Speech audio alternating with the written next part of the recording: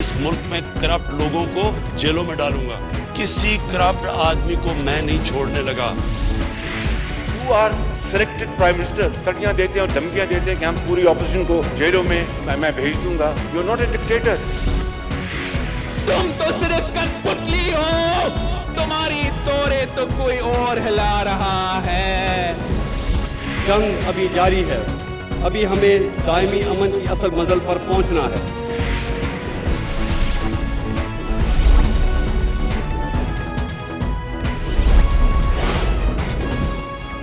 आप देख रहे हैं खबरों, तबसरों और तज्जियात पर मबनी पाकिस्तान का सबसे मोतबर न्यूज शो दुनिया, कामरान खान के साथ। अस्सलाम वालेकुम, मैं हूं कामरान खान। अरब दुनिया ऐसी तब्दीलियां देख रही है जिसका तसव्वुर चंद साल पहले तक नामुमकिन था। इनकलाबी तब्दीलियां हैं जो बपा हो रही हैं अरब दुनिया में। एक तरफ अरब दुनिया का कुछ सबसे अहम मुल्क सऊदी अरब नहायत तेज़ी से नई सकाफ़ती और माशरती रिवायात को अपना रहा है, और दूसरी जानब इसी अरब दुनिया में इसराइल के दरमियान और अरब दुनिया के दरमियान सिफारती ताल्लुकात रोज़ बरोज़ मुस्तहकम हो रहे हैं। इस पस मंज़र में कल एक तारीख़ी पेशरफ में इसराइली वज़ीर आज़म नफ्ताली बेनेट, जो कि नए वज़ीर आज़म हैं इसराइल के, मुत्तहिदा अरब इमारात के सरकारी दौरे पर अबू धाबी पहुँचे। ये किसी भी इसराइली वज़ीर आज़म या हेड ऑफ़ स्टेट का अबू धाबी का पहला दौरा है। आज उनकी मुलाकात अबू धाबी के वली अहद शेख मोहम्मद बिन ज़ायद अल नह्यान से भी हुई। मुलाकात को दोनों तरफ़ा ताउन और ताल्लुकात को आगे बढ़ाने का बड़ा ज़रिया बताया गया। अपने दौरे से कबल इसराइली वज़ीर आज़म ने मीडिया से कहा था कि वो इस दौरे के दौरान दोनों मुल्कों के दरमियान माशी और कमर्शियल ताल्लुकात को बड़ी तक़वियत मिलेगी। इस साल यूएई और इसराइल के दरमियान तिजारत में भी तेज़ी से इजाफा हुआ है। इससे पहले इस साल के पहले 7 माह में दो तरफ़ा तिजारत की मालियत $600 मिलियन से तजावुज़ कर चुकी है। इसके अलावा दोनों मुल्कों के banks, universities, airlines, technology firms बाकायदा MOUs के ज़रिए ताउन को आगे बढ़ाने के माहिदे कर रहे हैं, बल्कि फ़ौजों ने भी मुश्तरका मशक़ें की हैं। इसके अलावा अरब दुनिया के दूसरे ममालिक भी इसराइल से अपने ताल्लुकात को आगे बढ़ा रहे हैं और बड़ी अहम तब्दीलियाँ हो रही हैं। मिसाल के तौर पे यूएई में अब जुमे की जगह इतवार की हफ्तावार छुट्टी की तारीख़ी तब्दीली आ चुकी है। हफ्तावार छुट्टी अब जुमे के बजाय इतवार को हुआ करेगी। इसी के साथ साथ एक बहुत अहम डेवलपमेंट में दुबई के बैनुल मज़ाहिब हम आहंगी कॉम्प्लेक्स बना है, जहाँ पर अगले साल तक पहली यहूदी इबादतगाह की तामीर मुकम्मल की जा रही है।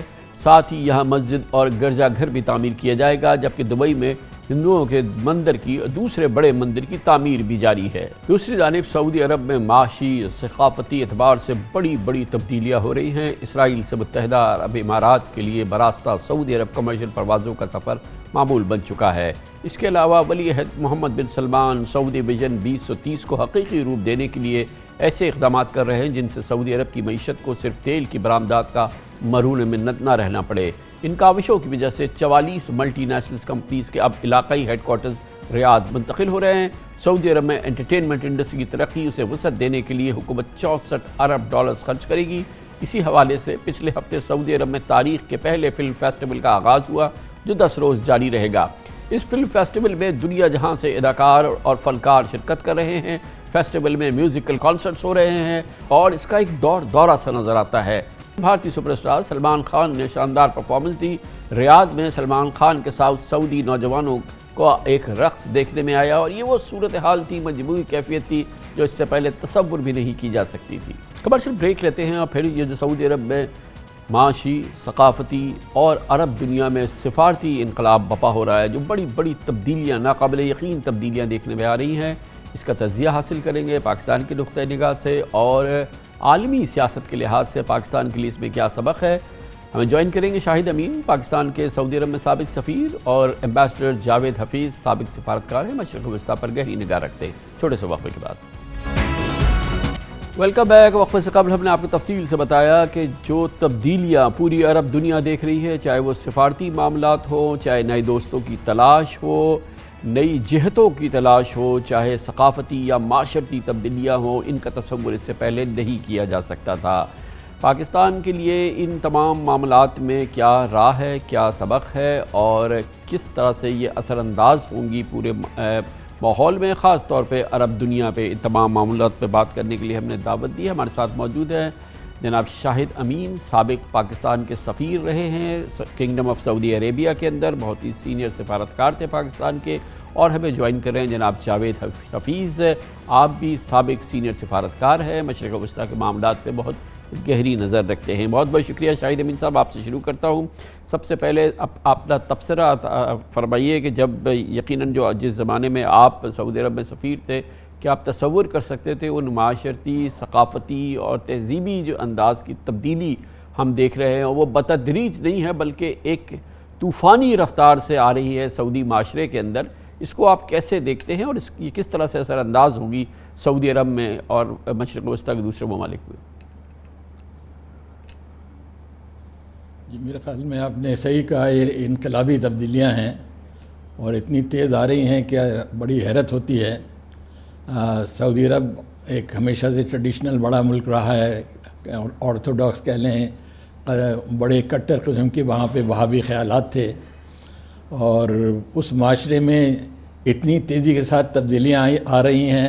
یقیناً ایک بہت عرصے سے انٹرنیشنل پریشر بھی تھا اور خود سعودی عرب میں اوپینین تھی کہ عورتوں کے بارے میں پالیسی میں کوئی تبدیلی آنی چاہیے۔ مثال کے طور پہ عورتوں کو ڈرائیونگ کا حق ہونا چاہیے، اور یہ کہ بغیر کسی محرم کے بھی اکیلی بھی کہیں پھرنے کی اجازت ہونی چاہیے۔ اس حد تک تو ہم سمجھ سکتے ہیں کہ ایک اندر بھی ایک مطالبہ تھا اور بین الاقوامی کمیونٹی کی طرف سے بھی پریشر تھا، لیکن وہاں معاملہ اس سے کہیں آگے چلا گیا ہے۔ اس وقت تو نظر آتا ہے کہ عورتوں پہ جو تبدیلی آئی ہے وہ پرانی سعودی عورتیں تو رہی نہیں، وہاں پہ تو بالکل معلوم ہوتا ہے کہ ویسٹرنائز قسم کی لیکن شاہد امین صاحب جس طرح سے دنیا تبدیل ہو رہی ہے، جس طرح سے دوسری عرب ریاستیں تبدیل ہو رہی ہیں، یہ تو سعودی عرب کی ہم بات کر رہے ہیں نا، مگر آپ دوسری عرب ممالک دیکھیں تو وہاں پر کیا اب ان پابندیوں کو برقرار رکھنا، ان سختیوں کو برباد رکھنا، کیا سعودی معاشرے کو دنیا کی جو تمام یہ معاملات ہیں اس سے آئسولیٹ رکھنا ممکن تھا؟ یہ یقیناً اور عرب ممالک میں، مثال کے طور پہ مصر میں، لبنان، شام وغیرہ میں عورتیں جو تھیں وہ ایک لحاظ سے ہم کہہ سکتے ہیں کہ ان میں وہ پابندیاں نہیں تھیں، لیکن سعودی عرب کا اگر ذکر کیا جائے وہاں بہت سختی تھی۔ وہاں تو اس قدر سخت حجاب تھا کہ ہاتھ بھی جو تھے اس پہ دستانے پہننے ہوتے تھے، آنکھیں بھی بند، لیکن کو بھی کور کیا ہوا تھا۔ شاہد صاحب جب تک ممکن ہوا تو کیا، اب شاید ممکن بھی نہیں ہے نا؟ جی ہاں، ایک حد تک وہاں پہ ڈیمانڈ تو تھا، اور خاص طور پہ جو ینگر جنریشنز ہیں، کیونکہ آپ کو اندازہ ہے کہ سعودی عرب میں عجیب قسم کی ایک ڈویلٹی ہے کہ بے شمار وہاں کے اسٹوڈنٹس اور دیگر لوگ جو ہیں ویسٹ میں تعلیم کے لیے جاتے رہے ہیں، تو اس کا کچھ نہ کچھ اثر تو معاشرے میں تھا، لیکن ایک دم سے ایسا معلوم ہوتا ہے کہ جیسے کہ وہ فلڈ گیٹس کھول دیے ہیں اور تبدیلی آئی ہے، اور اس کا مجھے خطرہ اس بات کا ہے کہ کہیں نہ کہیں اس کا کوئی سخت ریئیکشن بھی آ سکتا ہے، خاص طور پہ جو قدامت پرست حلقے ہیں، وہابی علماء ہیں، ٹریڈیشنلسٹ ہیں، ان کی طرف سے کہیں نہ کہیں بڑا سخت ریئیکشن آ سکتا ہے۔ شاہد صاحب یہ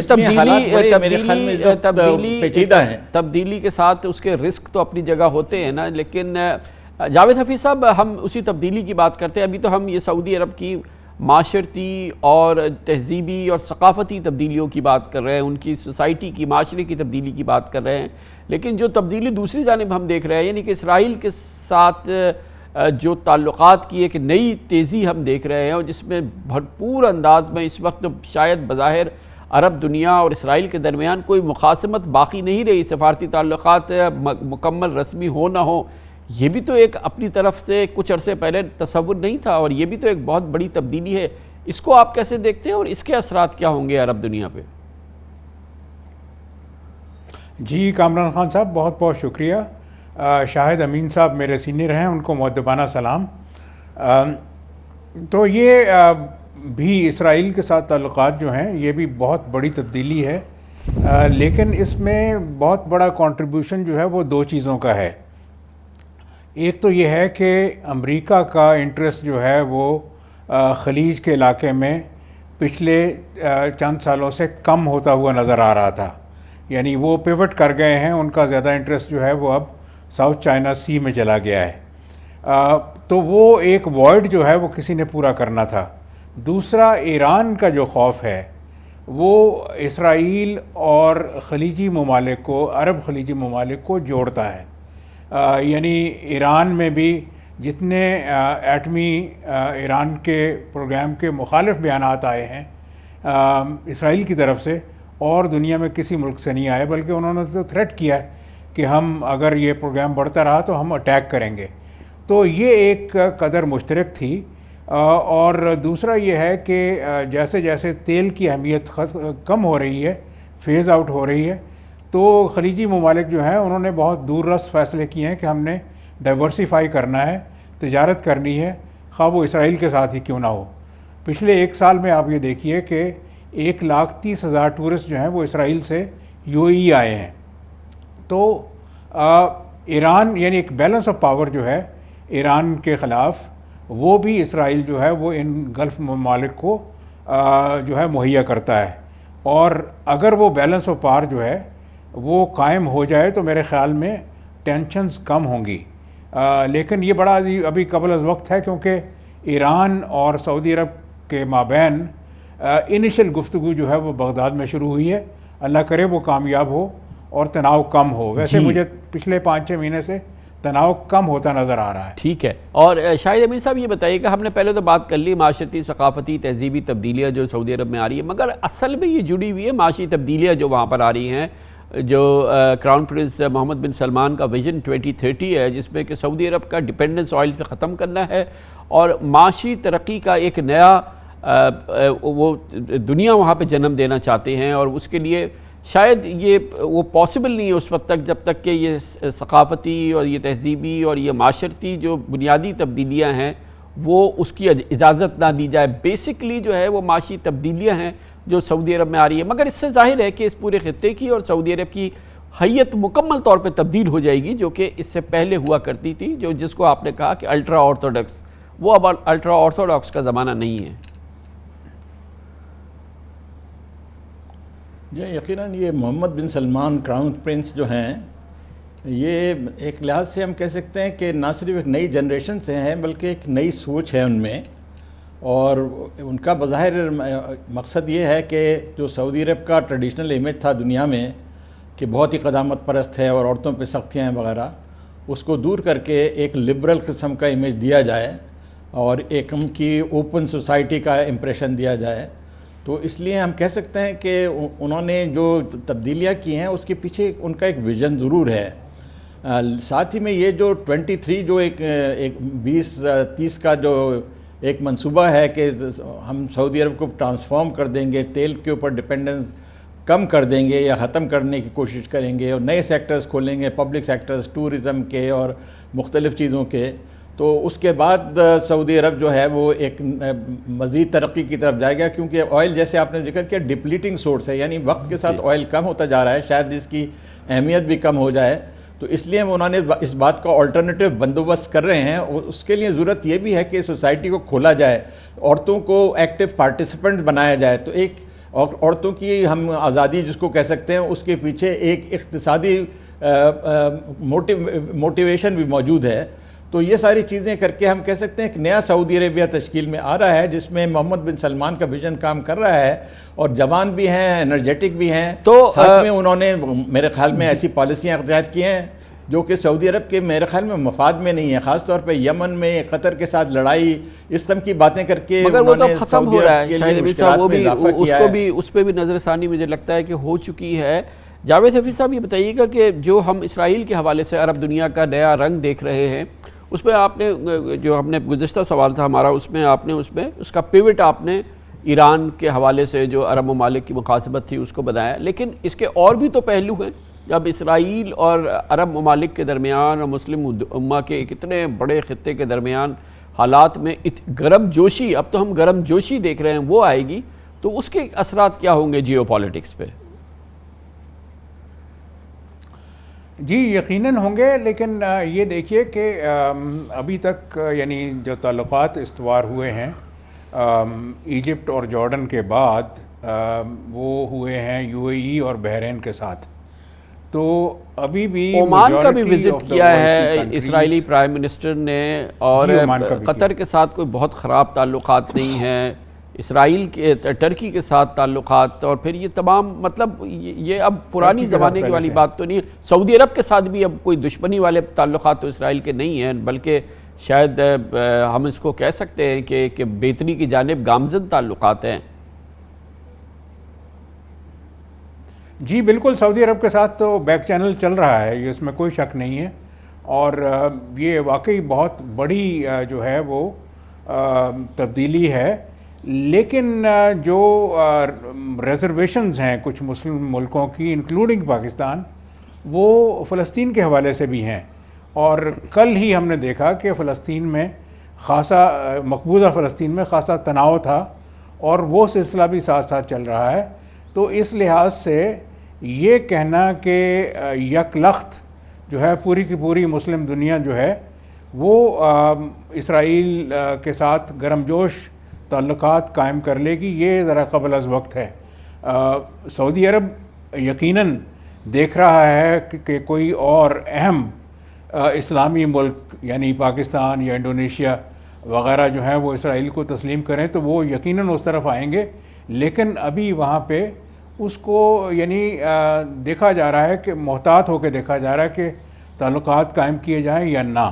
جی تو چلے اس لحاظ سے کہیں احتیاط ہے، لیکن شاید امین صاحب یہ بتائیے گا کہ یہ بھی ظاہر ہے کہ جب ہم تہذیبی ثقافتی بات کر رہے تھے سعودی عرب کی، لیکن جو یہ پورے عرب دنیا کے اسرائیل کے ساتھ آج کے تعلقات ہیں، چاہے کسی ملک کے مکمل سفارتی تعلقات ہیں، کسی کے نیم سفارتی تعلقات ہیں، کسی کے گرم جوش ہیں، کسی کے نیم گرم جوش ہیں، لیکن بہرحال اب دشمنی والی فضا کہیں نہیں ہے. پاکستان کے لیے کیا اس میں کوئی سبق ہے؟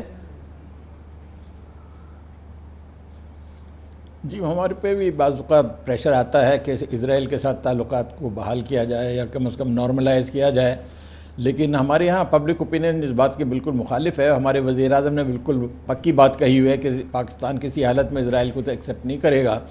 لیکن دیکھیے سعودی عرب کی عجیب پالیسی ہے کہ ان کی یقیناً رضامندی سے بحرین اور یو اے نے اسرائیل کے ساتھ تعلقات کو اتنا اضافہ کیا ہے، لیکن خود سعودی عرب نے ایسا نہیں کیا ہے. بلکہ کنگ سلمان نے پچھلے دنوں بڑا سخت سٹیٹمنٹ دیا تھا کہ جب تک فلسطین کا مسئلہ حل نہ ہو اور 2 اسٹیٹ سولوشن نہ ہو ہم اسرائیل کے ساتھ کوئی تعلقات نہیں کریں گے. تو گویا کہ ایک ڈائیکاٹومی سعودی عرب میں نظر آتی ہے کہ عملاً تو وہ اسرائیل کی طرف بظاہر بڑھ رہے ہیں، ہو سکتا ہے بیک ڈور ان کے کانٹیکٹس بھی ہوں، آفیشیل پوزیشن میں کوئی فرق نہیں آیا ہے. کیونکہ آپ کو اندازہ ہے سعودی عرب جو ہے is the custodian of the 2 holy places, اور اس کا ایک اسلامی دنیا میں ایک ہم کی لیڈرشپ کی پوزیشن ہے. تو وہ اگر کوئی ایسی بات کرتے ہیں جس سے ساری اسلامی دنیا میں ان کے خلاف ایک ریئیکشن آئے تو وہ ان کے حق میں نہیں ہوگا. اس لیے میں نہیں سمجھتا کہ سعودی عرب جو ہے وہ اسرائیل کے ساتھ بہت آگے جائے گا، وہ ابھی اسی کا منتظر ہے کہ دیگر ممالک کا کیا ریئیکشن ہے. جی جاوید حفیظ صاحب یہ بتائیے گا کہ اہم اسلامی ممالک میں پاکستان کی ایک یونیک پوزیشن یہ، ہم جب صرف اسرائیل کے حوالے سے بات کر رہے ہیں کہ 100% قطع تعلق والی کیفیت جو ہے وہ ہر اسلامی ممالک کی نہیں ہے. جیسے کہ میں نے عرض کیا کہ مختلف گریڈز ہیں تعلقات کے، لیکن پاکستان کے 100% قطع تعلق ہے اسرائیل کے ساتھ. تو یہ موجودہ صورتحال میں موجودہ جو جیو پولیٹیکل سچویشن ہے، عرب ممالک کی صورتحال ہے، پاکستان کے لیے کی یہ پالیسی مناسب ہے اور اس کو برقرار رکھنے کی ضرورت ہے؟ میرے خیال میں تو یہ ہے کہ ہمیں اپنی پالیسی کو ریویو کرتے رہنا چاہیے. ہماری پالیسی منجمد نہیں ہونی چاہیے کہ جی ہم نے ایک دفعہ کہہ دیا کہ نہیں کریں گے تو بالکل نہیں کریں گے. اس لیے کہ انٹرنیشنل ریلیشنز جو ہیں یہ تبدیل ہوتے رہتے ہیں، اس میں مفادات جو ہیں وہ بدلتے رہتے ہیں، اور اس کے ساتھ ساتھ ہمیں اپنے آپ کو تبدیل کرنا ہوگا. بالکل ہمیں دیکھتے رہنا چاہیے کہ ہم کب اور کس طرح سے جو ہے وہ اپنے تعلقات استوار کریں اسرائیل کے ساتھ. اور میرے خیال میں تو کیا ہی اچھا ہوتا کہ اتنی جلد بازی کرنے کی بجائے اگر عرب ملک جو ہیں وہ اور تمام اسلامی دنیا مل بیٹھ کے ایک اپنا موقف پیش کرتے کہ جناب آپ 2 ریاستی سلوشن نکالیں، فلسطینیوں کو ان کا حق دیں اور ہم سب کے سب آپ کو تسلیم کر لیں گے. اور یہی تھا کنگ فہد پلان جو انہوں نے ایز کراؤن پرنس 1980 میں بیروت میں پیش کیا تھا. لیکن پاکستان کو اس تمام سچویشن کو دیکھنا چاہیے، اس لیے کہ ہمارے اپنے مفادات ہیں اور ہمیں بالکل یہ بلیک اینڈ وائٹ میں جانے کے بجائے ہم اس کو روزانہ ریویو کریں کہ کب اور کن حالات میں ہمیں اسرائیل کو تسلیم کرنا چاہیے یا نہیں کرنا چاہیے. تو بالکل رول آؤٹ نہیں کرنا چاہیے. بہت شکریہ جی، بہت شکریہ، بہت بہت شکریہ. دو پاکستان کے سابق سینئر سفارتکار، ایکسٹینسو ایکسپیرینس مشرق وسطیٰ کا، جناب شاہد امین، جناب جاوید حفیظ ہمارے ساتھ موجود تھے. کمرشل بریک، اس دوران نیوز ہیڈ لائنز دیکھیں، اس کے بعد ہم اپنے پروگرام کے باقی حصے کے ساتھ واپس آتے ہیں. بزنس کمیونٹی میں اور ویسے بھی تجارتی حلقوں میں ایک نروسنس ہے. کل پھر اسٹیٹ بینک آف پاکستان کی مانیٹری پالیسی کمیٹی کا اجلاس ہے اور تمام اندازوں کے مطابق شرح سود میں مزید اضافہ متوقع ہے. خدشہ یہی ہے کہ 8.75% کی موجودہ شرح میں اب مزید اضافہ ہوگا، مگر کتنا اضافہ ہوگا یہ اس وقت کا سب سے اہم سوال ہے. اس وقت پاکستان کی ایکسپورٹس یقینی طور پہ ان کا مقابلہ نہیں کر پا رہی جو پاکستان کی امپورٹس ہے، اور امپورٹ بل ہمارا قابو سے باہر ہے. اسی لیے ہم کرنٹ اکاؤنٹ ڈیفیسٹ کا سامنا کر رہے ہیں اور سنگین معاملہ ہے. روپیہ اسی وجہ سے ڈالر کے مقابلے میں کمزور تر ہو رہا ہے. سعودی ڈپازٹس $3 بلین آئے مگر روپے کی قدر ذرا نہ سنبھلی. اور پھر مہنگائی کا بوجھ، اس انفلیشن کے مارے لوگ بہت زیادہ پریشان ہیں اور تمام اعداد و شمار اس کی طرف اشارہ کر رہے ہیں کہ مہنگائی قابو میں نہیں آ رہی. حکومت کا کہنا ہے کہ ہاں مہنگائی ہے، مگر یہ دراصل انٹرنیشنل کموڈٹی پرائسز کے بڑھنے کی وجہ سے ہے اور یہ ہماری امپورٹڈ انفلیشن ہے، یہ ہماری امپورٹڈ مہنگائی ہے. مشیر خزانہ شوکت ترین اور ان کی ٹیم اور ان کے حامی یہ سمجھتے ہیں کہ مہنگائی کو شرح سود بڑھا کر قابو میں نہیں لانا چاہیے، کیونکہ یہ اس انداز کا معاملہ نہیں ہے جو کہ اس بات کا تقاضا کرتا ہے کہ اس کو قابو میں لانے کے لیے شرح سود کو حرکت میں لایا جائے. وجہ طور پہ بزنس کمیونٹی بھی شرح سود میں مزید اضافے کی سرتوڑ مخالفت کر رہی ہے. اگر شرح سود میں مزید اضافہ ہوتا ہے تو کتنا ہونا چاہیے، اس پر ماہرین مختلف آراء رکھتے ہیں. انفلیشن جو ہے کہ نمبرز بھی جنوری تک پیک کریں گے. انفلیشن کے نمبر جو ٹی بل کا آکشن ہوا ہے تو یہ انڈیکیشن مل رہی ہے کہ یہ اگلی مانیٹری پالیسی میں بھی جو ہے وہ انٹرسٹ ریٹ جو ہے وہ مزید بڑھنے والا لگتا ہے. اسٹیٹ بینک کل پالیسی ریٹ پہ اناؤنسمنٹ کرنے جا رہا ہے. فی الحال اسٹیٹس کو برقرار رکھا جائے. 9.75% آلریڈی ایک کافی ہائر سائڈ پہ ہے. ریجن میں سب جو ہمارے کمپیٹنگ کنٹریز ہیں اس میں اس کا انٹرسٹ ریٹ آدھا ہے، کئی آدھے سے بھی کم ہے. اگر اس میں کوئی چینج کیا تو انڈسٹریلائزیشن کے لیے ایک بڑا نیگیٹو ہوگا. انٹرسٹ ریٹ جو ہیں بڑھتے ہوئے نظر آ رہے ہیں اور تقریباً 12.5% کے قریب تو پی آئی بی کا ییلڈ سیکنڈری مارکیٹ میں آلریڈی ہو چکی ہے. یہ یہی سگنل کر رہے ہیں کہ مزید ٹائٹننگ مانیٹری بھی دیکھی جائے گی اور فسکل بھی دیکھی جائے گی. اسٹیٹ بینک ایک بار بھی مانیٹری پالیسی دینے جا رہا ہے تو ہم گزارش یہ کرتے ہیں کہ اس کو اسی سطح پر برقرار رکھا جائے، ورنہ ہم جو انٹرنیشنل مارکیٹ کا کمپٹیشن ہے اس سے باہر ہو جائیں گے. جب شرح سود بڑھ جائے گی تو کاسٹ آف ڈوئنگ بزنس بڑھ جائے گا، اور اگر اس پر عمل درآمد نہ کیا گیا تو میں سمجھتا ہوں کہ آنے والے دنوں میں ایک اور ہم بحران دیکھنے کو جا رہے ہیں. ایک IMF نے یہ بھی کہا ہوا ہے کہ 3.5% انٹرسٹ ریٹ کو بڑھا کر آئے ہمارے پاس. اگر انہوں نے کہا ہے کہ 10.5 کر کے آئے، ایک وہ میں تو نہیں کر سکتے تھے، اس لیے انہوں نے ایک ایڈوانس کیا. پہلے دسمبر میں ایک اور مانیٹری پالیسی آئے گی، باقی کرنا ہے وہ اس میں کر ڈالیں گے. موجودہ حکومت معیشت کے حوالے سے مسلسل دباؤ کا شکار رہی ہے. حکومت تبدیلی کے بعد اور پھر جب حکومت بالآخر معاشی استحکام کے لیے IMF پروگرام میں داخل ہوئی تھی تو اس وقت انٹرسٹ ریٹ میں زبردست اضافہ دیکھنے میں آیا تھا اور ملک میں انٹرسٹ ریٹ 13.25% کی شرح تک پہنچ گیا تھا، جس کا بے پناہ نقصان ہوا تھا. قرضوں کی شرح میں بے پناہ اضافہ ہوا تھا، گورنمنٹ کی ڈیٹ سروسنگ میں بے پناہ اضافہ ہوا تھا اور معیشت کو بہت بڑا نقصان ہوا تھا. اس کے بعد تیزی سے اسے نیچے لایا گیا انٹرسٹ ریٹ کو اور وہ 7% تک کر دیا گیا. اور اس وقت ہوا جب کرونا نے پوری دنیا کو دبوچ لیا اور کرونا وائرس کے حالات کی وجہ سے جو معیشت رونما ہوئے تھے، اسٹیٹ بینک آف پاکستان نے تیزی سے انٹرسٹ ریٹ کو نیچے لائے اور پھر دوسرا معاشی اسٹیبولس بھی جاری کیا. لیکن اس مالی سال کے آغاز سے معاشی اشاریوں میں بگاڑ نے اسٹیٹ بینک کو ایک مرتبہ پھر شرح سود میں اضافے کی طرف مائل کر دیا ہے اور یقیناً یہ ایک بہت ہی مشکل صورتحال ہے. ٹریڈ بزنس کمیونٹی اس سلسلے میں کیا کہتی ہے، ماہرین کیا کہتے ہیں، ہم آپ کو دکھاتے ہیں حماد عالم کی اس رپورٹ میں. موجودہ حکومت آئی تو بنیادی شرح سود 7.5% تھی. رواں کھاتوں کا سہ ماہی خسارہ $4 ارب سے تجاوز کر گیا تھا اور مہنگائی کی رفتار اگست 2018 میں 6.2% تھی. ادائیگیوں کے توازن میں ہوئے بگاڑ کو قابو کرنے کے لیے مرکزی بینک نے شرح سود بتدریج بڑھاتے ہوئے اسے 17 جولائی 2019 تک 13.25% تک پہنچا دیا، جس کا اثر یہ ہوا کہ دسمبر 2019 تک رواں کھاتوں کا خسارہ 1 अरब 70 करोड़ डॉलर और महंगाई की रफ्तार दिसंबर 2019 के मुकाबले मार्च 2020 में 12.6% से कम होकर 10.2% हो गई। 7% आपका जो कोर इन्फ्लेशन है और 13.25% पे आप इंटरेस्ट रेट लेके चले गए, तो आपने मईशत की तो बेड़ा गर्क ही करके रख दिया ना। इसके अलावा गैर मुल्की इन्वेस्टर्स के लिए टी बिल्स और पाकिस्तान इन्वेस्टमेंट बॉन्ड्स पुरकशिश हो गए। बैरूनी सरमायाकारों को 13% से जायद मुनाफा, वो भी हुकूमती गारंटी के साथ ऑफर किया गया। ये सरमायाकारी, जिसे हॉट मनी का नाम भी दिया गया, जुलाई 2019 तक 3.5 अरब डॉलर तक पहुंच गई। लेकिन ये पैसा 2020 के आगाज में कोविड के खदशात के बाइस 6 माह में ही इन्वेस्टर वापस ले उड़े। जब मरकजी बैंक को ये दिखा कि अदायगियों के तवाज़ुन में बेहतरी आ रही है और महंगाई की वजह तलब का जोर नहीं, तो इसने शरह सूद में कमी करनी शुरू कर दी ताकि मुल्की मईशत को फैलने का मौका मिले। ताजिर और सरमायाकारों के लिए कर्जे की लागत में ज़बरदस्त कमी करते हुए मार्च 2020 से जून 2020 तक शरह सूद 13.25% से कम करके बतदरीज 7% कर दी गई। मईशत का पहिया जब तेज़ हुआ तो फिर से इम्पोर्ट बिल के बाइस अदायगियों का तवाज़ुन बिगड़ने लगा। सितंबर 2020 को ख़त्म हुई सहमाही में मुल्क की मजमूई गैर मुल्की वसूलियाँ अदायगियों से 80 करोड़ डॉलर ज़ायद थीं, लेकिन जून 2021 को ख़त्म हुई सहमाही में ये सरप्लस तब्दील होकर 2.5 अरब डॉलर का खसारा बन गया।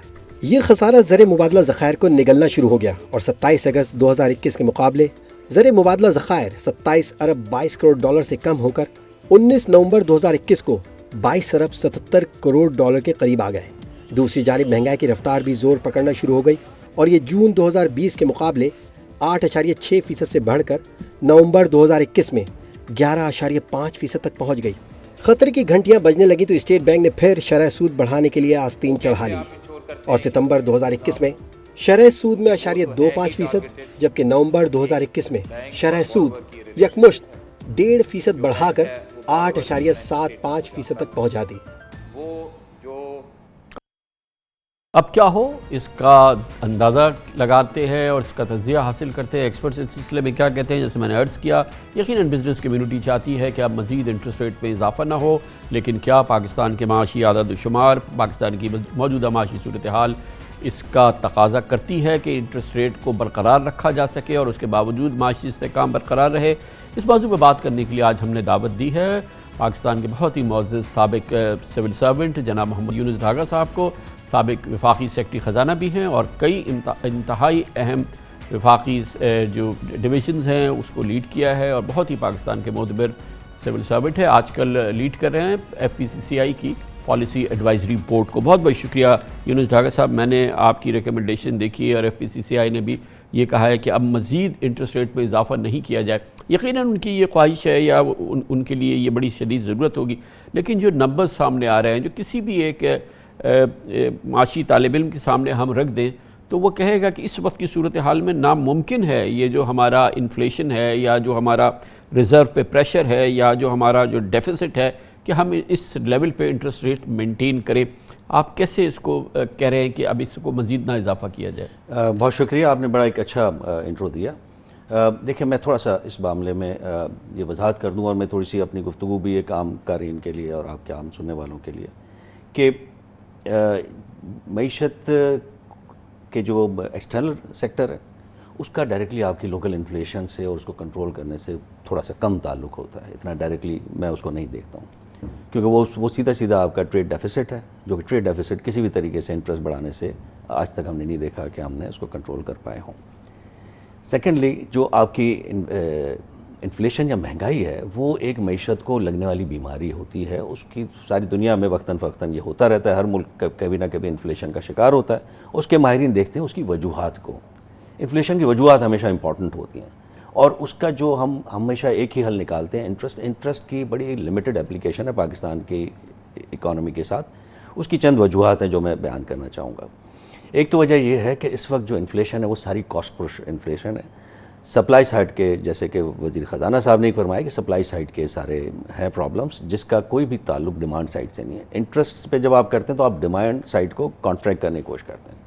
वो भी उन इकॉनमी के अंदर आप कामयाबी के साथ कर सकते हैं अगर डिमांड साइड भी हो और उसको उस तरह कंट्रोल करना भी हो تو بھی ان اکانومی میں ہوتا ہے جو ویل انٹیگریٹڈ ہوتی ہے into your financial sector, in your banking sector, جو کہ ہماری اکانومی کہیں سے بھی آپ کا فرمانا یہ ہے کہ ہماری ایک بہت بڑی انڈاکیومنٹڈ اکانومی ہے اور وہ بہت ہمارے لیے ایک بڑی سپورٹ رہی ہے، یعنی کہ ڈی فیکٹو اس کی بڑی اہمیت رہی ہے، اور دنیا کی دوسری اکانومیز میں جہاں پر یہ کلی ہے، یہ جو فارمولا جو ہیں جو اپلائی ہوتے ہیں، وہاں پہ اتنی انڈاکیومنٹڈ اکانومی کا سائز اور ویٹ نہیں ہوتا، تو وہاں پہ وہ فوراً ہی اس کا فرق آنا شروع ہوتا ہے. ہمارے یہاں نہیں آتا. ہمارے یہاں کیا ہے، ہمارے یہاں جو آپ کی پورا جس کو کہنا چاہیے سب سے بڑا بورور ہے وہ گورنمنٹ آف پاکستان. 87%، 80%، وہ 83% قریب ہو، 17% آپ کی صرف پرائیویٹ سیکٹر ہے. تو آپ کس کو کانٹریکٹ کر رہے ہیں؟ گورنمنٹ کا تو آپ انٹرسٹ ریٹ بڑھا کے خرچہ بڑھائیں گے تو کانٹریکشن کوئی نہیں آنی اس سے. تو وہ جو ایک خیال ہے کہ جی آپ گورنمنٹ کے لونز کو آپ مہنگا کر دیں گے، گورنمنٹ کا جو خسارہ بڑھ جائے گا جو بجٹ کا، آپ اور ہم ٹیکس اور پے کریں گے اس کو خسارہ کو پورا کرنے کے لیے، اور پھر ایک اور مہنگائی کی لہر آئے گی. اور اگر اسٹیٹ بینک کے پاس صرف ایک یہی طریقہ رہ گیا ہے مانیٹری پالیسی کا، انٹرسٹ ریٹ بڑھا کے اگر ان کا خیال ہے کہ انفلیشن کنٹرول کریں گے، وہ نہیں ہوگا. کیونکہ سارا جو سائیکل ہے اس میں کہیں پہ بھی آپ کی کنزیومر انوالو نہیں ہے آپ کی پورے بینکنگ سائیکل میں، سوائے آپ کے گاڑیوں کے کچھ قرضے اس سے ہوتے ہیں افیکٹ. باقی ورنہ ڈیمانڈ میں کوئی ایسی سپائک نہیں ہے جو کہ اگر ہم ایک انالوجی ڈرا کریں، ٹرکی اس وقت بڑی خطرناک صورتحال میں دوچار ہے، اور وہاں پہ حکومت کی کشمکش یہ ہے کہ وہ انٹرسٹ ریٹ اوپر نہیں جانے دے رہے اردوغان صاحب، اور اس کو نیچے کھینچ رہے ہیں، اور پھر وہ اس سے ریزرو بھی ان کے کریش کر رہے ہیں اور ان کی کرنسی بھی بری طرح سے. لیکن ہماری یہ سچویشن نہیں ہے. ہماری وہ سچویشن اس لیے نہیں ہے کہ ہماری اس طرح کی آپ کی ویل انٹیگریٹڈ فائنینشلی نہیں ہے آپ کی اکانومی. آپ کا دیکھ لیں جتنا آپ کا ریٹیل سیکٹر ہے، آپ کا ایگریکلچر سیکٹر ہے، وہ کہیں سے بھی آپ کے لونز نہیں لیتا. آپ کی ایون انڈسٹریل سیکٹر میں بھی صرف 7% انڈسٹریز آپ کی قرضہ لیتی ہیں. تو کہیں سے بھی کنٹریکشن نہیں آئے گا، لیکن آپ کی cost of production of the industries جو کہ آپ کی ہیں بینکنگ سیکٹر کے ساتھ انٹیگریٹڈ، ان کی کاسٹ آپ بڑھ جائے گی.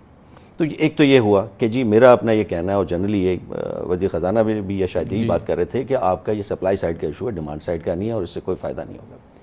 دوسری جو بات ہے وہ ہمیں یہ دیکھنی چاہیے جو میں نے کی کہ ایک تو اس کو سارا آپ کا خسارہ جائے گا آپ کے بجٹ کے اوپر، بجٹ کا خسارہ بڑھے گا، بینکوں کی آمدنیاں ضرور بڑھ جائیں گی، لیکن اس کا کوئی فائدہ اکانومی کو نہیں ہوگا.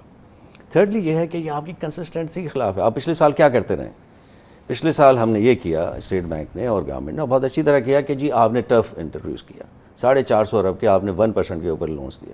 اتنا بڑا آپ نے اس کا، اگر آپ اس وقت 10-11% پہ اگر لے جاتے ہیں اپنی شرح سود کو، تو آپ کو سالانہ 30 سے 40 ارب روپے کا اس کا بوجھ برداشت کرنا پڑے گا جو آپ دے رہے ہیں. ڈیٹس وہ جو آپ ان کو 1% پہ دے رہے ہیں، خود آپ لے رہے ہیں بازار سے لون 10% پہ، تو آپ کو یہ جو 9% کا آپ جو ہے پے کر رہے ہیں، جو جس کو کہنا ہے subsidy to the industry, industrial financing کو، تو وہ آپ پے کر رہے ہیں نا کہیں سے. اسٹیٹ بینک کے خزانے سے جا رہا ہے آپ کے، ڈیفینیٹلی آپ کے بجٹ میں ریفلیکٹ نہیں ہوتا ہے، اسٹیٹ بینک کی آمدنی میں کمی ہو جاتی ہے، لیکن یہ ہو رہا ہے نا کہیں سے، تو ہم پے کر رہے ہیں. تو ایک سال آپ کہتے ہیں کہ ہم انڈسٹریل گروتھ چاہتے ہیں، دوسرے سال اس کی کاسٹ آف مینوفیکچرنگ بڑھا دیتے ہیں.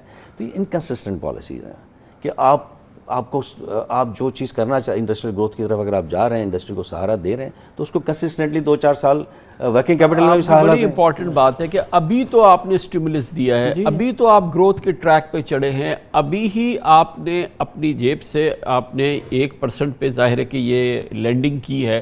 اب آپ ایک دم جو ہے انٹرسٹ ریٹ بڑھا کے یہ 10% پہ لے کے جاتے ہیں، تو یہ جو گیپ ہوگا یہ آپ کو دینا پڑے گا. پھر اوور آل جو ہمارا ڈیٹ ہے اس کی سروسنگ بھی ظاہر ہے کہ اس پہ بھی اس کا، اور ورکنگ کیپٹل آپ انڈسٹری کے لیے بڑھا رہے ہیں، جس کو آپ گروتھ دینا چاہ رہے تھے پچھلے سال، اس کو اس سال ورکنگ کیپٹل اس کا بڑھا رہے ہیں. ورکنگ کاسٹ جو اس کو ورکنگ کیپٹل کا جو لون لینا ہوگا اس کی کاسٹ آپ بڑھا رہے ہیں by increasing the policy rate. تو آپ انڈسٹری کو کانٹریکشن کی طرف لے جا رہے ہیں یا گروتھ کی طرف. یہ پالیسی سچی بات ہے بہت بڑا کنفیوژن اسی 1-2 سال کے اندر لیکن کیا ہم افورڈ کر سکتے ہیں ڈاکٹر صاحب؟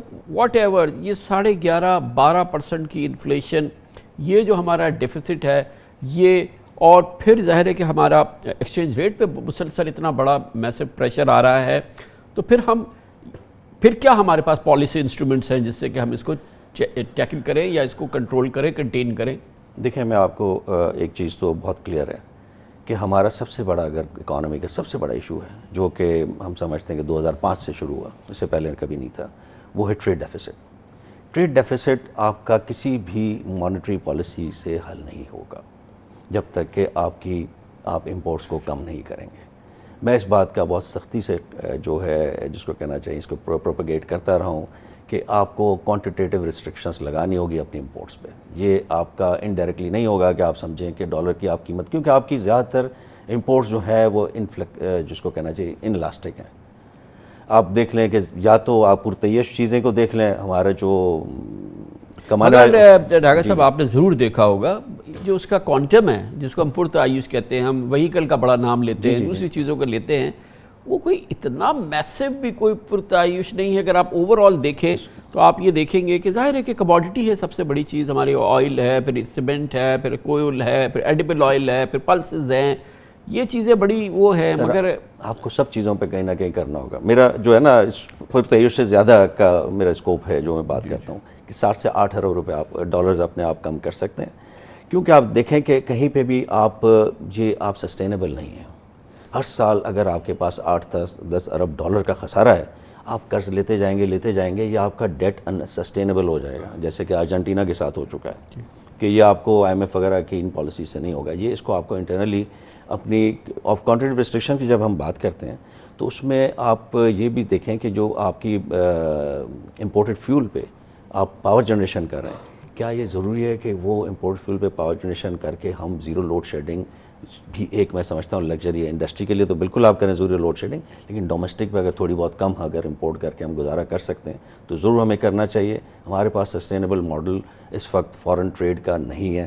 جب تک کہ ہم کوانٹیٹیو ریسٹرکشن اور بینس کے ذریعے ہم نہیں آگے اس کو روکیں گے, ہم اپنی قرض کی جو سالانہ ضرورت ہے اس کو کم نہیں کریں گے, ہم ایک بہت ہی انسسٹینیبل اکنامک کنڈیشن کی طرف جا رہے ہیں. بیسکلی ہمیں جانا ہے اپنے انرجی ایشوز کی طرف, جو ہمارے کلیدی مسائل ہیں. یہ تمام انرجی سے ریلیٹڈ مسائل ہیں, پیٹرولیم ریلیٹڈ مسائل ہیں. یہ سارے مسائل جو ہیں یہ اگر جب تک ہم ان کو قابو میں نہیں لائیں گے اس میں بہتری نہیں آ رہی. اور پھر ظاہر ہے کہ یہ پھر جیسے کہ آپ نے فرمایا کتنی مہنگی ہم بجلی بنانے پہ مجبور ہو رہے ہیں, پھر وہ کر رہے ہیں, پھر ہمیں سروسنگ کرنی ہے, کیپیسٹی پیمنٹس, اور ڈالر کے قرضے لے کے نہ کریں.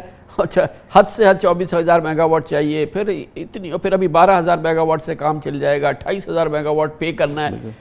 یہ ایک اور یہ جو بھی ہے ہمیں ڈالر کے بیسس پہ نہیں کرنا چاہیے. ڈالر ضرور بچانا چاہیے. اس کام کو سسٹین آپ تبھی کر سکتے ہیں جب آپ اپنی ڈالر کی سالانہ ریکوائرمنٹ کو تھرو امپورٹ ریسٹرکشن سے کریں. امپورٹ ریسٹرکشن جیسے میں کہا صرف لگژری گوڈس نہیں ہے, آپ کی بہت ساری چیزیں. آپ نے بہت اچھی بات کی, انرجی سیکورٹی آپ اچیو کرنا چاہیے, آپ کو فوڈ سیکورٹی کرنا چاہیے. آپ کے جو شارٹ ٹرم میں تو آپ بین کریں بہت ساری امپورٹس کو, 7-8 بلین وہاں سے بچائیں, اور اس کے بعد آپ جو ہے ایک میڈیم ٹرم میں اور لانگ ٹرم میں انرجی سیکورٹی اور فوڈ سیکورٹی کے ان چیزوں کی طرف جانا چاہیے کہ جو آپ کا اس وقت سب سے بڑا ہے, اور کسی بھی IMF پروگرام یا کسی انٹرسٹ ریٹ بڑھانے سے یہ آپ حل نہیں کر سکتے. یہ سر یہ تو ہو گئے فائنینشیل میٹرز ہو گئے, یہ ہمارے جو ہیں ایڈمنسٹریٹو معاملات ہو گئے اور فسکل سائڈ کے معاملات ہو گئے. لیکن مانیٹری پالیسی میکرز کے لیے جو کہ کل ملیں گے اور پھر ان کے سامنے یہ ساری صورتحال ہو, تو آپ کو ان کے لیے کیا مشورہ ہو اگر آپ ان کے پرسپیکٹو سے دیکھیں؟ اس میں دیکھیں میری بہت ایک کلیئر سوچ ہے کہ آپ اکانومی کو کنٹینیوسلی ایک نی جرک ریئیکشنز پہ نہیں چاہ سکتے, کہ اتنی والیٹیلیٹی اگر آپ انٹرسٹ ریٹ پہ اور اگر ایکسچینج ریٹ پہ رکھیں گے تو آپ کی اکانومی کے لیے پرابلمس ہوں گی, آپ کی انڈسٹری کے لیے, آپ کے انویسٹرز کے لیے فیصلوں کرنے میں پرابلم ہوگی. آپ کو دونوں میں اسٹیبلٹی لانی ہے, اور وہ کس طرح ہو سکتی ہے. ایکسچینج ریٹ پہ میں پہلے بات کر لوں. ایکسچینج ریٹ میں ہمارے ہاں یہ جو ہم نے فری فلوٹ اس کو کیا ہے, دیکھیں یہ بالکل ٹھیک ایک فیصلہ ہے کہ ہمیں روپی کو آرٹیفیشلی اوور ویلیو کر کے نہیں رکھنا چاہیے. وہ بھی ایک غلط طریقہ ہوتا ہے کہ جس کو ہم کرتے ہیں کہ اس طرح سے ہم روپے کی قیمت کو بچانے کی کوشش کرتے ہیں, لیکن یہ بھی غلط ہے کہ آپ اس کو انڈر ویلیو کر کے رکھتے ہیں. جیسے اس وقت ہے کہ وزیر خزانہ صاحب نے کہا کہ اس کی جو ریئل ویلیو ہے روپے کی 166 روپے ہے ڈالر کی, اور اس وقت ڈالر جو ہے 179 پہ. تو یہ انڈر ویلیو روپی کو کرنے سے بھی ہماری مہنگائی اور اس کے زیادہ نقصانات ہیں. لیکن سر وہ مارکیٹ کہہ رہی ہے نا, آپ کی جو امپورٹس ہیں اور آپ کے جو ایکسپورٹس ہیں اور جو ڈیفیسٹ ہے جو ہمیں ڈالر دینا ہے, جو ڈالر ہمارے پاس آ رہا ہے, وہ کہیں سے تو پورا ہوگا, جبھی تو 179 کا ہو رہا ہے, ہم جتنا بھی 166 کہتے رہے. لیکن وہ اسپیکولیشن ہے. میرا کامران صاحب یہ کہنا ہے کہ وہ اسپیکولیشن ہے. ضرور اس کو اگر اس کو آپ مینیج فلوٹ رکھیں کہ گورنمنٹ وقتاً فوقتاً اس کی روپے کو ٹھیک کرتی رہے, اور مارکیٹ پڑے گا, کیونکہ اس وقت ہمارے پاس کوئی فری مارکیٹ نہیں ہے. Frankly speaking we don't have جس کو ایفیشینٹ مارکیٹ. 8-10 بینکس فیصلہ کرتے ہیں کہ انٹر بینک کیا ہوگا ڈالر کا, تو اس طرح کی ہماری اتنی بڑی مارکیٹ کی سائز نہیں ہے کہ جو اس کو جو ہے نا خود ہی اس کو ایکویلیبریم پہ لا سکے. تو ہمیں یہ کوشش یہی کرنی چاہیے کہ اس کو ہم فری فلوٹ نہ رکھیں, ہم اس کو گورنمنٹ ریگولرلی اس کو ریویو کرتی رہے اور بے شک بڑھاتی رہے اس کی ڈالر کی قیمت, لیکن ایک اسٹیبلٹی کے ساتھ ہونا چاہیے. اتنا جو ہے نا جس کو کہتے ہیں ہلچل نہیں ہونی چاہیے, کیونکہ سینٹرل بینک کی پہلے بھی فارورڈ گائیڈنس بھی یہ تھی اور کہا تک بڑا میجرڈ ہوگا. تو آپ کہتے ہیں کہ ہاں ٹھیک ہے یہ پریشر ہے تو یہ, but it doesn't warrant couple of basis point اس میں وہ نہیں ہونا چاہیے. اسی طرح جو وزیر خزانہ صاحب نے بات کی نا کور انفلیشن کی, وہی ہم نے پالیسی رپورٹ میں بھی یہی ہم نے بات کی تھی. کور انفلیشن جو ہے نا وہ ایک زیادہ اسٹیبل وے ہے اور اس کا ایک لانگ ٹرم اور میڈیم ٹرم میں ایک اسٹیبل رہتا ہے اور آہستہ آہستہ بڑھتا ہے, جبکہ آپ کا جو ہیڈ لائن انفلیشن یا جس کو CPI کہتے ہیں وہ ہر 3-4 مہینے بعد اوپر نیچے ہوتا ہے. تو یہ نہیں ہو سکتا کہ آپ آج انٹرسٹ ریٹ اس کے وجہ سے بڑھا دیں پھر آپ اس کو کم کریں. یہ والیٹیلیٹی یا یہ جو فلکچویشن بھی نہیں ہونی چاہیے. ایک اسٹیبلٹی آپ دیں انڈسٹری کو اور ڈیسیجن میکرز کو کہ جس میں آپ کو پتہ ہو کور انفلیشن اس طرح اپ ڈاؤن نہیں ہوتا, اور اس وقت بھی ہم کور انفلیشن سے تقریباً 1.2-1.3% اوپر ہیں. تو میرا خیال ہے کہ ان کو کوئی وجہ نہیں بنتی کہ اب اس کو انٹرسٹ ریٹ کو مزید بڑھایا جائے. دوسرا یہ کہ ان کو ایکسچینج ریٹ کو بھی اب تھوڑا سا ریگولیٹ کرنے کی ضرورت ہے. اس وقت ریگولیشن تھوڑی سی ویک ہے جس کی وجہ سے اسپیکولیشن مارکیٹ میں بہت بڑھ گئی ہے. تھینک یو سو مچ, بہت بہت شکریہ. جناب محمد یونس ڈھاگا ہمارے ساتھ موجود تھے, ایکسپیرینسڈ ویو, ایکسپرٹ ہے, اوپینین آپ نے سنا اور ظاہر ہے کہ اس میں بہت وزن ہے. ہم نے آرگیومنٹ سنے ڈھاگا صاحب کے. کمرشل بریک, اس کے بعد ذکر کریں گے کہ اہم بیان سامنے آیا ہے. اگر واقعی اس کی نواز شریف صاحب کی طرف سے بھی اس کی حمایت ہو یا ایک کوئی مربوط نون لیگ کی فیصلہ سازی کے نتیجے میں سامنے آیا ہے. شاہد خاقان عباسی صاحب نے ایک میڈیا انٹرویو میں کہا ہے کہ پاکستان مسلم لیگ نون کے وزیر اعظم کے کینڈیڈیٹ شہباز شریف صاحب ہی ہیں. اگر واقعی ایسا ہے تو یہ ایک بڑی اہم ڈیولپمنٹ ہے, اور یہ اگر نواز شریف صاحب نے یہ فیصلہ کر ہی لیا ہے تو اس کی بات کرتے ہیں چھوٹے سے وقت کے بعد. یہ عام معلومات ہے کہ نون لیگ میں بیانیے کے حوالے سے 2 مختلف رائے موجود ہیں. لیڈرشپ کے حوالے سے مختلف آراء ہیں. اس معاملے میں تنازع بھی ہے. پارٹی کو اگلے انتخابات میں لے جانے سے متعلق متضاد آراء ہیں اور یہ کسی سے ڈھکی چھپی نہیں.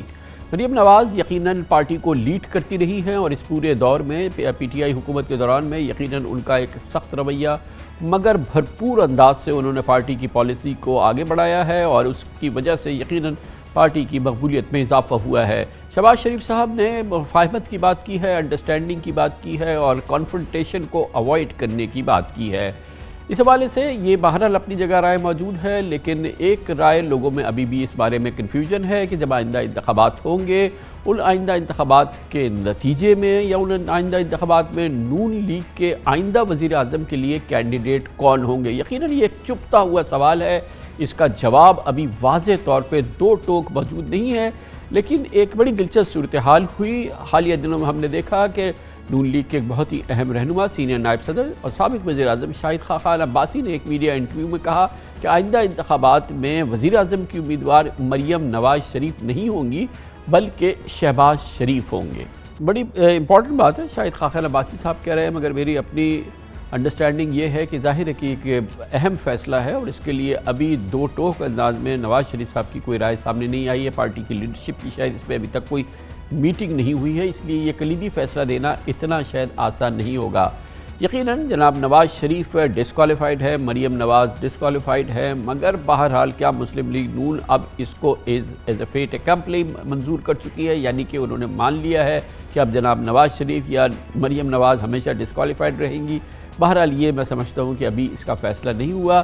ایک جانب شہباز شریف کا ایک اپنا نیریٹو ہے اور ان کا جو ان کی سوچ ہے اس کے یقیناً سپورٹرز بھی ہیں پارٹی میں, مگر دوسری جانب مریم نواز بھی ایک بہت ہی پاپولر لیڈر بن رہی ہیں اور یقیناً ان کی اپنی ایک پوزیشن بھی بڑی اہم ہے اور اسی لیے یہ فیصلہ بھی بہت مشکل ہوگا. مریم نواز صاحبہ سے بھی اس سلسلے میں بارہا پوچھا گیا ہے, ان کا رد عمل کیا رہا. ابھی آپ نے شاہد خاقان عباسی صاحب کا سنا, ہم آپ کو مریم صاحبہ کا بھی سناتے ہیں.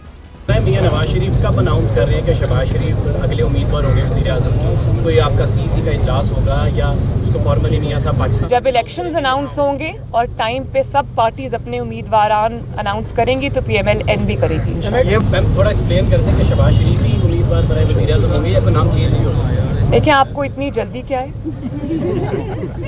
कि आप ना पीपल्स पार्टी से उनका उम्मीदवार पूछ रहे हैं, ना किसी और जमात से, मुस्लिम लीग नून से पूछ रहे हैं। जाहिर है जब मुस्लिम लीग नून बैठेगी, शहबाज शरीफ साहब हमारे पार्टी प्रेसिडेंट हैं, मियाँ साहब और पार्टी उनको नॉमिनेट करती है तो हम सब उनके पीछे खड़े होंगे बिल्कुल और सपोर्ट करेंगे उनको इंशाल्लाह। जब ऐसा होगा तो फिर ऐसे ही होगा, लेकिन देखना यह है कि ऐसा कब होगा। यकीनन मुस्लिम लीग नून में इस सिलसिले में अभी दो टोक राय मौजूद नहीं है, क्योंकि इस सिलसिले में कोई दो टोक फैसला नहीं है। यकीनन ये एक मुश्किल फ़ैसला होगा, मगर एक बात दो टोक अंदाज में मरीम नवाज़ कह चुकी हैं कि उनकी जमात किसी इन हाउस तब्दीली की कोशिश में नहीं है और इस सिलसिले में जिस अंदाज की जोड़ तोड़ होती है वो इसका हिस्सा बनने नहीं चाहती।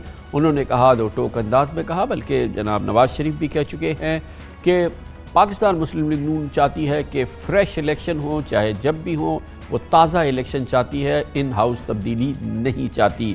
शाहिद खाकान अब्बासी साहब का ये बयान और जो शायद उन्होंने दोहराया है कि शहबाज शरीफ साहब पाकिस्तान मुस्लिम लीग नून के वज़ीर आज़म के कैंडिडेट होंगे, इस पर मज़ीद राय हासिल करते हैं। पाकिस्तान मुस्लिम लीग नून के एक और बहुत ही मुतहर्रिक रहनुमा मेंबर कौमी असम्बली मियाँ जावेद लतीफ़ साहब हमारे साथ मौजूद है। बहुत बहुत शुक्रिया मियाँ साहब, आपने हमें ज्वाइन किया है। हमने अभी सुनाया शाहिद खाकान साहब ने कल ये बात दोबारा दोहराई। मेरी अपनी जो मालूमात या मैंने जो अभी तक देखा है, मुझे कोई ऐसा फ़ैसला नज़र नहीं आया जहाँ पे नून लीग में इस सिलसिले में कोई बड़ा एक मरबूत इजलास हुआ हो, नवाज़ शरीफ साहब ने इस मौजू पे बात की हो और फिर ये फ़ैसला हो गया हो। क्या ये मेरी राय सही है? कामरान खान साहब, मुख्तलिफ वक्तों में मुख्तलिफ बातें आती रहती हैं, जिस तरह कि आपने मुख्तलिफ क्लिप सुनवाए, मगर जो पहली बात है कि नवाज शरीफ नाअहल हैं या मरीम नवाज शरीफ नाअहल हैं, तो आपने देखा माजी दूर में भी कि नज़रिया ज़रूरत के तहत नवाज शरीफ को पहले भी सज़ाएं दी जाती रहीं और कौमी मफाद में 2008 में फिर उन्होंने उनको अहल भी करार दिया गया और वो तीसरी दफ़ा प्राइम मिनिस्टर भी 2013 में बने। मैं जो देख रहा हूँ कामरान खान के नज़रिया ज़रूरत के तहत नवाज शरीफ को फिर से सज़ा सुना दी गई जो अभी तक कायम है, मगर कौमी मफाद में मैं देख रहा हूँ माजी फ्यूचर करीब में कि नवाज शरीफ को अहल करार दिया जाने के लिए रुकावट नहीं बना जाएगा, बल्कि आज़ादाना फैसले होने की तवक्को है जो कि पीछे नहीं होने दिए गए।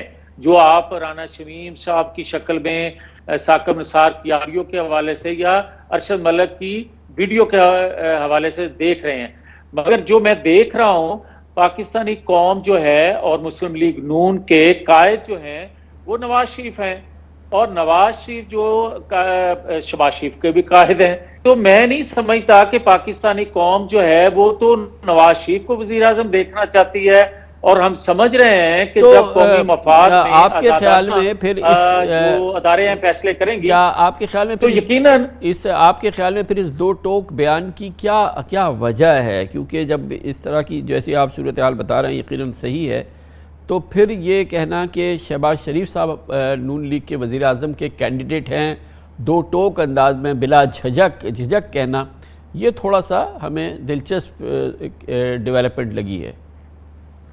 नहीं कामरान खान, देखें जब हम सब की यही ख्वाहिश है, शहबाज शरीफ की भी यही ख्वाहिश है कि उनके कायद हैं नवाज शरीफ वो चौथी दफ़ा पाकिस्तान के प्राइम मिनिस्टर बने और हमें तो नज़र आ रहा है कि बनते हुए। अब आ जाएं शहबाज शरीफ साहब या दीगर किसी के हवाले से भी, फिर आ जाता है कायद नवाज शरीफ का फैसला, वो फैसला कर सकते हैं शहबाज शरीफ साहब के हक में भी, वो फैसला दे सकते हैं किसी और के हक में भी, मगर पार्टी के अंदर कोई सिंगल पर्सन ऐसा नहीं है जो नवाज शरीफ के फैसले को नहीं मानेगा। बहुत बहुत शुक्रिया। मियाँ जावेद लतीफ़ हमारे साथ मौजूद थे। कमर्शियल ब्रेक, उसके बाद जिक्र करेंगे सिंध में सियासी खलीज में मज़ीद इजाफा हुआ है, पीपल्स पार्टी हुकूमत का इसरार रहा, शहरी हुकूमतों के इख्तियारात को मज़ीद कम किया जाएगा, बराए नाम थे मज़ीद कम किया जाएगा।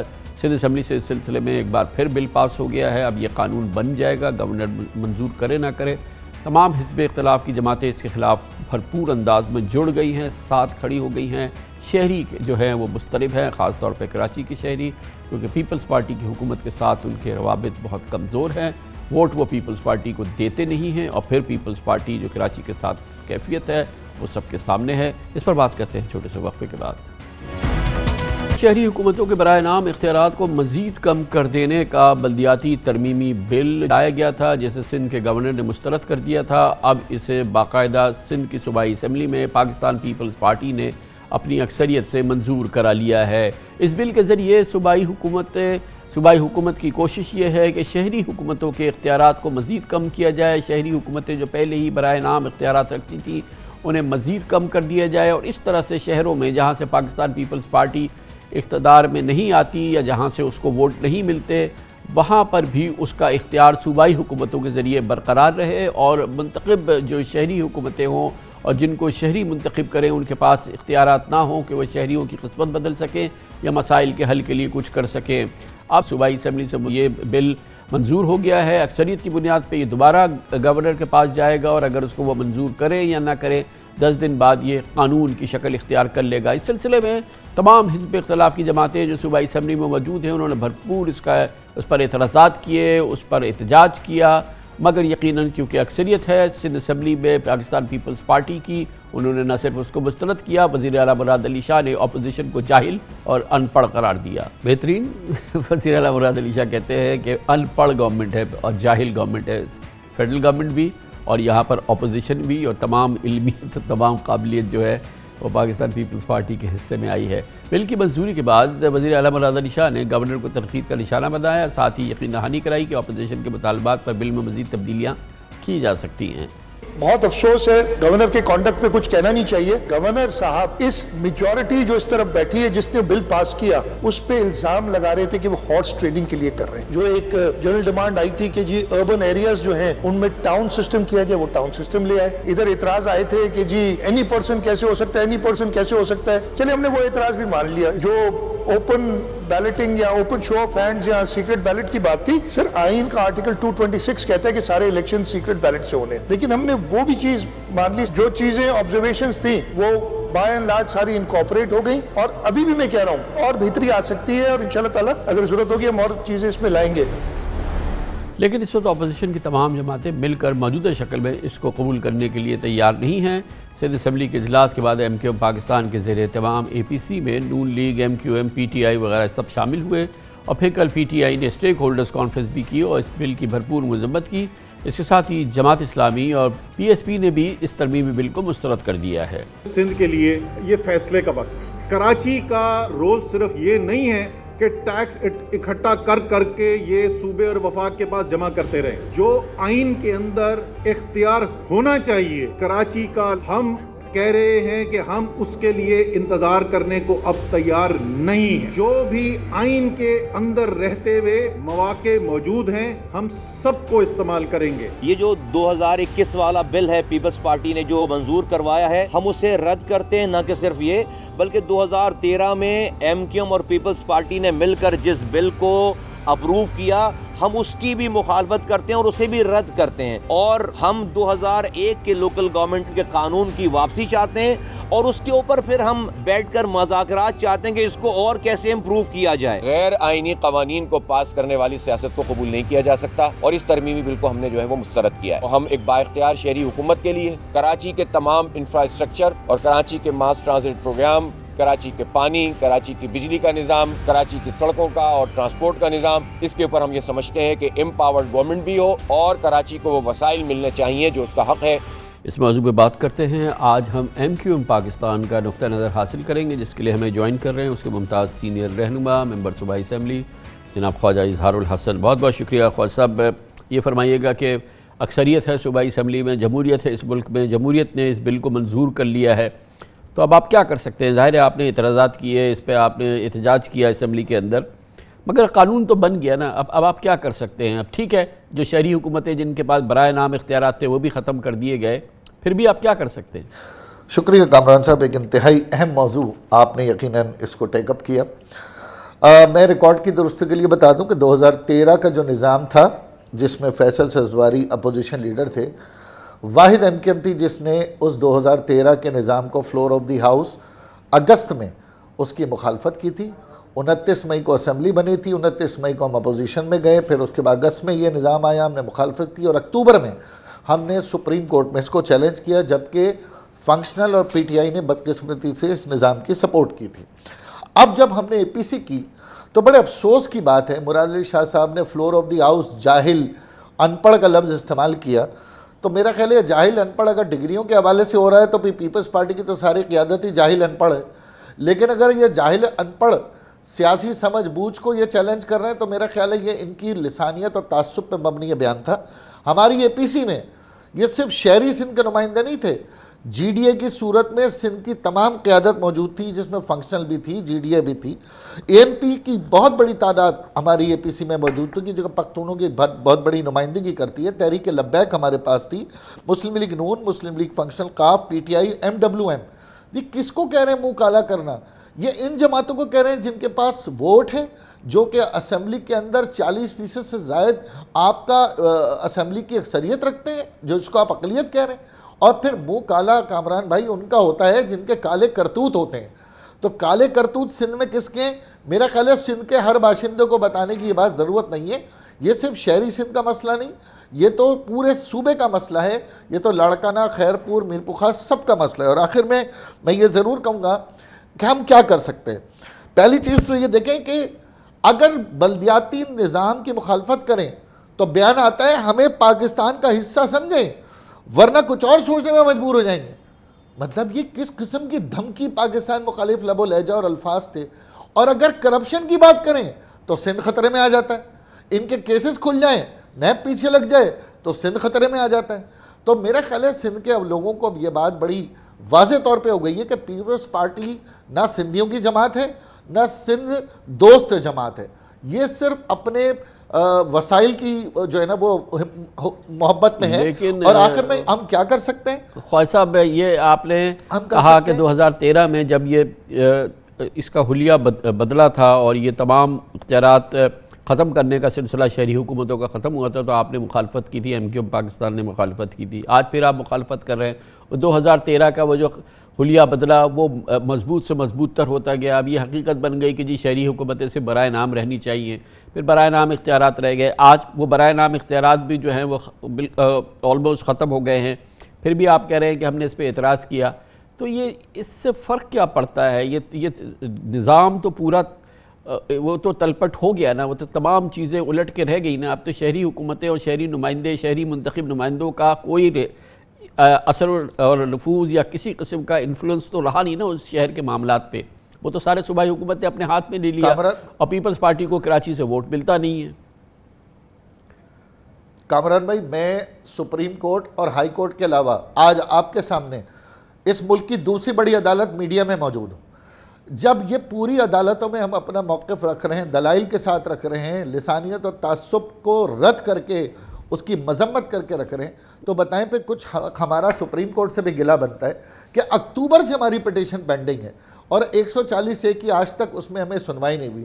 ہمارا ہائی کورٹ سے بھی یہ جو ہے نا شکوہ بنتا ہے کہ آخر کار صوبے کے اندر ایک ایسا نظام جس پہ ساری جماعتیں اعتراض داخل کر چکی ہیں اور اس پہ کوئی سنوائی نہیں، کوئی فیصلہ نہیں۔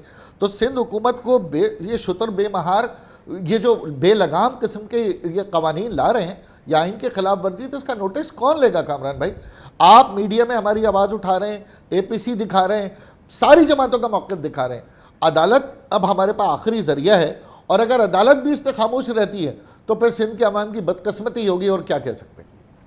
تو مطلب یہ ہے کہ پھر عوام جانے اور یہ حکومت جانے، تو ظاہر ہے کہ بات آپ کی صحیح ہے کہ ایک جمہوریت کے اندر بہرحال ایک اسمبلی کا کردار ہوتا ہے جہاں پر کہ آپ کی اکثریت نہیں ہے، اور پھر آپ عدالت گئے، عدالت نے سنوائی نہیں کی تو لوگ اپنے گھروں پہ بیٹھے۔ دنیا میں یہی طریقہ ہوتا ہے یا کوئی اپنے حق کے لیے، اپنے کسی ظلم کے لیے، کسی زیادتی کے لیے لوگ کسی اور طریقے سے بھی احتجاج کرتے ہیں؟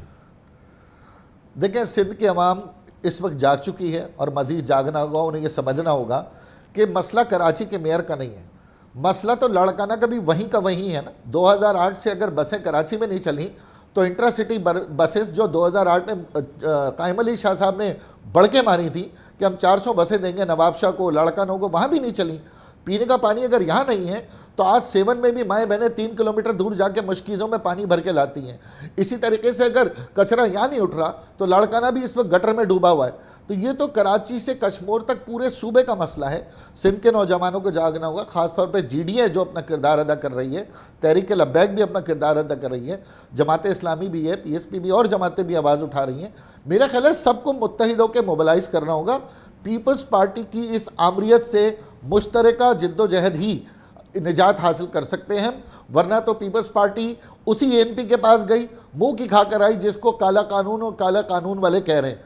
پی ایم ایل این کے پاس گئی, منہ کی کھا کر آئی. جماعت اسلامی نے رد کر دیا, پی ایس پی نے رد کر دیا, ایم کیو ایم نے رد کر دیا. پیپلز پارٹی کو کہیں اب کوئی دروازہ نہیں مل رہا, کہیں کوئی ہمدردی نہیں مل رہی سیاسی طور پر. تو بوکھلاہٹ میں بلاول صاحب اس قسم کے بیانات دے رہے ہیں جو کہ نہ صرف میں سمجھتا ہوں پاکستان مخالف بیانات کی پشت پناہی بھی کر رہے ہیں اور لسانیت کو بھی فروغ دے رہے ہیں. بہت بہت شکریہ جناب خواجہ اظہار الحسن, ہمیں ایم کیو ایم پاکستان کا موقف بیان کر رہے تھے. اس کے ساتھ ہی ہمارے آج کے پروگرام کا اختتام ہوتا ہے. کل آپ سے پھر ملاقات ہوگی انشاءاللہ.